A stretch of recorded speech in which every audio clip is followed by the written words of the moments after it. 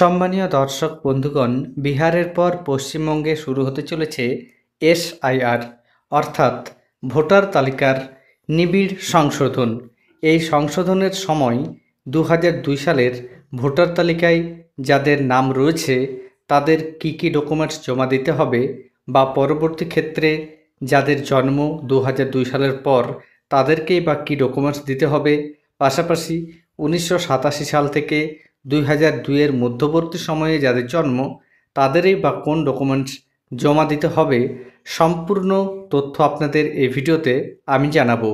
এর আগে অনুরোধ, চ্যানেলে নতুন হয়ে থাকলে ছোট্ট চ্যানেলটি সাবস্ক্রাইব করে নোটিফিকেশান অল করে রাখতে ভুলবেন না। এই সম্পর্কে যে গুরুত্বপূর্ণ আপডেট সেই নিয়ে প্রতিবেদনে কি বলা হয়েছে সরাসরি দেখুন। পশ্চিমবঙ্গ ভোটার তালিকা স্পেশাল ইন্টেনসিভ রিভিশন 2025-এর জন্য প্রয়োজনীয় নথি সংক্রান্ত বিভ্রান্তি দূর করতে এই প্রতিবেদনটি আপনার জন্য একটি সম্পূর্ণ গাইড হিসাবে কাজ করবে। আগামী আগস্ট 2025 থেকে শুরু হতে চলা এই রিভিশন প্রক্রিয়ায় আপনার বয়স অনুযায়ী কোন কোন নথি জমা দিতে হবে তা এখানে স্পষ্টভাবে তুলে ধরা হয়েছে। আপনার জন্মসালের উপর ভিত্তি করে 3টি ভিন্ন ভিন্ন ক্ষেত্রে প্রয়োজনীয় নথির তালিকা নিচে দেওয়া হলো। কোন 11টি নথি প্রমাণ হিসাবে গণ্য হবে সেটা প্রথমে আমি আপনাদের দেখাচ্ছি। এই 11টি নথিকে নির্বাচন কমিশনের তরফ থেকে প্রমাণ্য নথি হিসাবে গ্রহণ করা হয়েছে।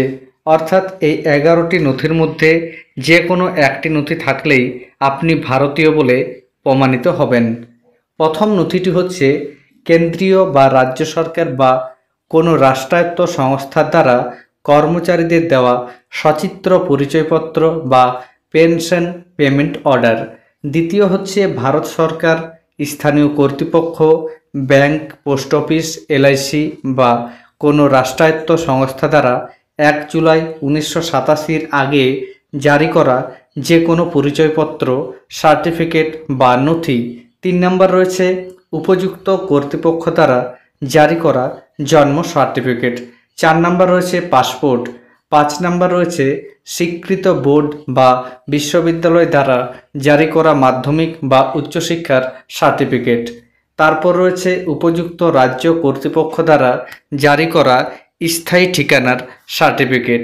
এরপর রয়েছে অরণ্যের অধিকার আইন অনুযায়ী প্রদত্ত সার্টিফিকেট।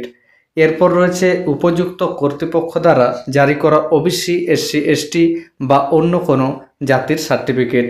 এছাড়া জাতীয় নাগরিকপঞ্জি, রাজ্য বা স্থানীয় কর্তৃপক্ষ দ্বারা প্রস্তুত করা পারিবারিক রেজিস্টার, সরকার দ্বারা প্রদত্ত জমি বা বাড়ির অ্যালটমেন্ট সার্টিফিকেট।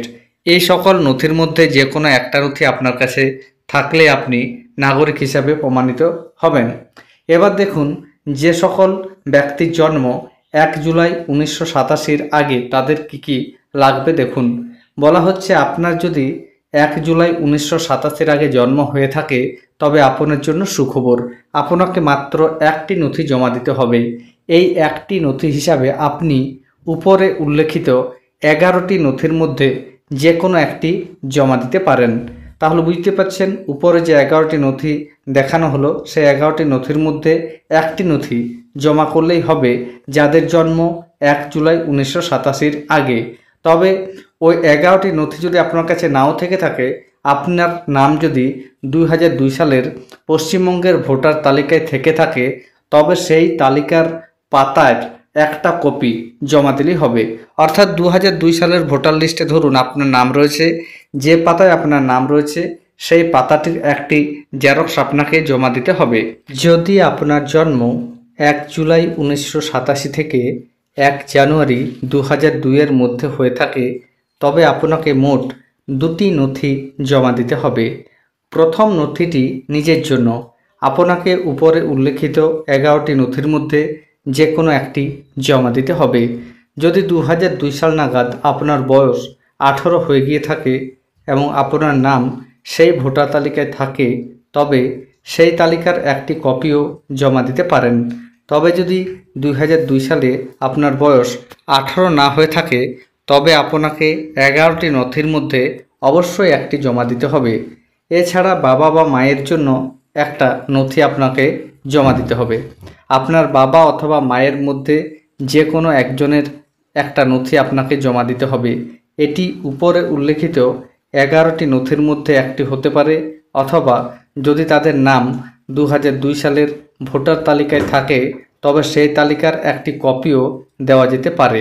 তাহলে বুঝতে পারছেন, যাদের জন্ম 1 জুলাই 1987 থেকে 1 জানুয়ারি 2002 মধ্যে, তাদের নিজের একটা নথি প্রমাণ হিসেবে জমা দিতে হচ্ছে, পাশাপাশি বাবা বা মায়ের একটা নথি প্রমাণ হিসেবে জমা দিতে হবে।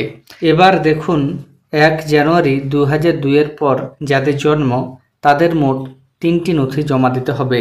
প্রথম নথিটিতে কি দিতে হবে দেখুন, যেহেতু আপনার নাম 2002 সালের ভোটার তালিকায় থাকার কোনো সম্ভাবনা নেই, তাই আপনাকে উপরে উল্লেখিত 11টি নথির মধ্যে যে কোনো একটি জমা দিতে হবে।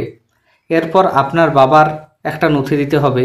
সেগুলি আপনি উপরের 11টি নথির মধ্যে যে কোনো একটা দিতে পারেন, বা আপনার বাবার 2002 সালের ভোটার তালিকায় যদি নাম থেকে থাকে তাহলে যেখানে নাম রয়েছে সেই পাতার একটা কপি আপনারা জমা দিতে পারেন। একইভাবে আপনার মায়ের প্রমাণপত্র হিসাবে আপনি উপরে উল্লেখিত 11টি নথির মধ্যে একটি জমা দিতে পারেন, বা 2002 সালের ভোটার তালিকায় আপনার মায়ের যদি নাম থাকে, যে পাতায় নাম রয়েছে সেই পাতার একটি কপি অর্থাৎ একটা জেরক্স কপি আপনারা জমা দিতে পারেন। এই প্রতিবেদনের মাধ্যমে আপনারা দেখতে পেলেন কাদের কী কী ডকুমেন্টস জমা দিতে হবে। তবে আপনাদের জানিয়ে রাখি, এখনও পর্যন্ত নির্বাচন কমিশনের তরফ থেকে পশ্চিমবঙ্গের জন্য কোনো রকমের বিজ্ঞপ্তি জারি করা হয়নি। বিজ্ঞপ্তি জারি করা হলেই আপনাদের সামনে সম্পূর্ণ আপডেট নিয়ে আসব।